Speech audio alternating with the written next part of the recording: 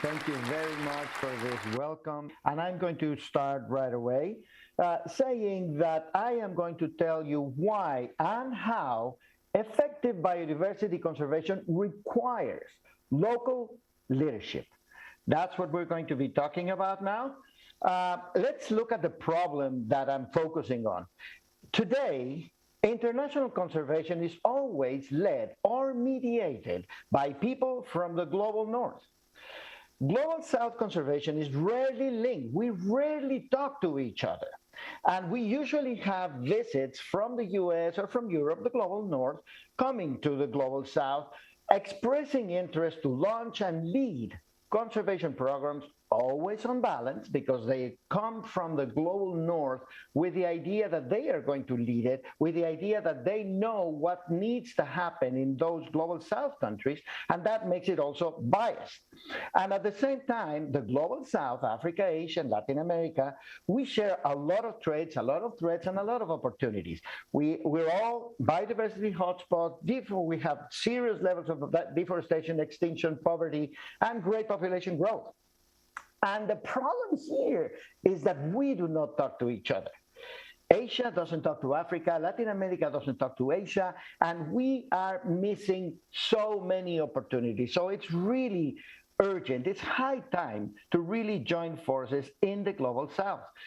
Some years ago, we published this paper examining exactly that issue, and we came up with a message that successful global strategies for biodiversity conservation require increased reliance on local leadership and major investment in local capacity.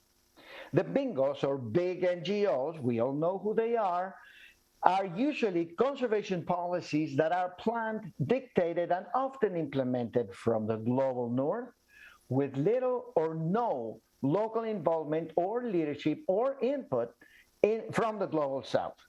This means that there's no connection or collaboration across the global south.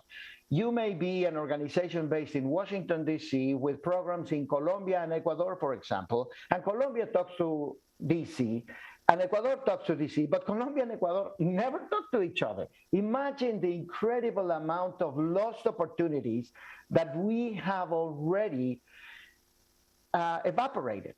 That cannot happen anymore.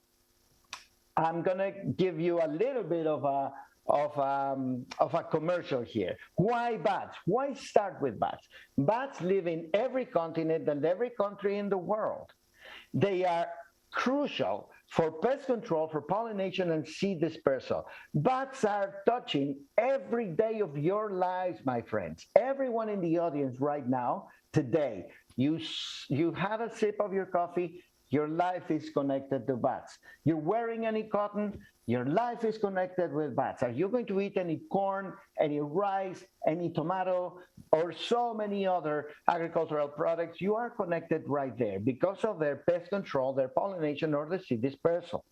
They are the second largest group of mammals, and they're very, very abundant wherever you go. And unfortunately, nobody thanks them, and everybody hates them. This is the time when we need to flip the coin and help bats because of the incredible benefits that we get from them. So in 1994, we created this conservation platform called BioConsciencia.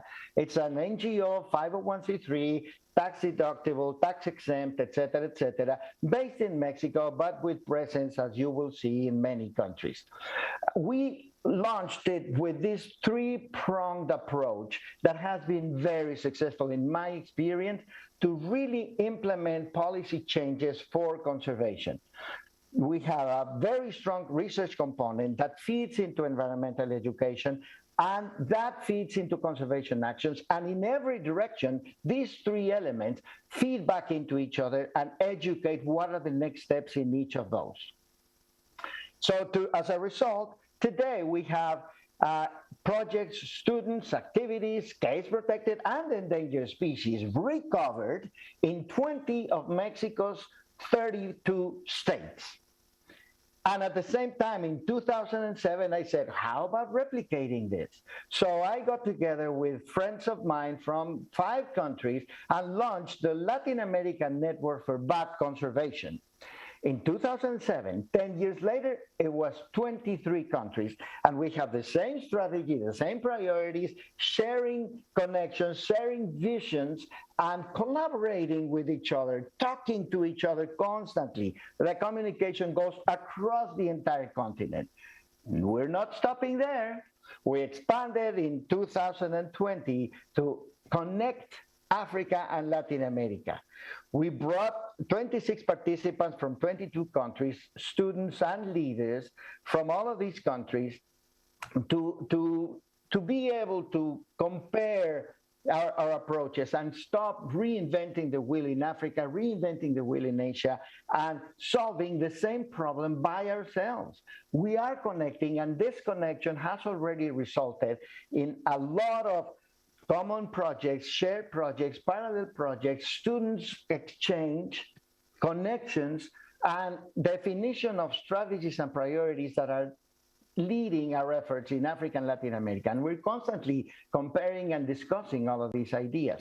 So with your investment, we will bring it to another level. We will escalate some of these projects. For example, we're producing bat-friendly rice, bat-friendly corn crops, and we're promoting the control of mosquito populations by bats right now in Costa Rica and Mexico. But with your support, we're going to expand to all of those countries and very likely more. So in 2022, what we want to do is to expand even further the scope from bats to big cats, and we'll continue to expand into many more biodiversity elements. We know today that all of the big cats are in trouble, and we have already started collaborating with South Africa to save their leopards and to save our jaguars. It's a no-brainer. It should be an obvious thing to do. And this we're doing hand in hand with a talk that was just presented less than an hour ago by Dr. Natalie Schmidt. With WildTech DNA, this new technology that is helping us, conservation professionals in the field, to identify the species that we are looking for in a very real time, with a very low cost, no errors, and a very universal way of doing things, that we can do that and replicate it all around the world. So with your investment, again, we will secure protection of Latin American and African cats to protect jaguars and leopards at the same time, and hand in hand with WildTech DNA. The result of all of these years of linking and knitting these connections between Asia, Africa, and Latin America is now crystallized in projects our students in 14 countries of 3 continents. We are still growing. We need to grow 10 times more. But this is telling us that we are on the right track, that this is really happening, that this is the way to go. Invest in the local conservationist. So this is the moment when I am inviting you all to invest into empowering the Global South. 2022 is the year in which we are going to connect Africa, Asia, and Latin America. And I'm hoping that from this conference, I can establish connection with some of you who might be interested in rethinking the pattern, rethinking the way we do things, rethinking how we do conservation, how are we saving species, how are we making conservation effective on the ground all across the Global South, the main biodiversity hotspot of the world. And with that, I'm going to stop. Thank you very much.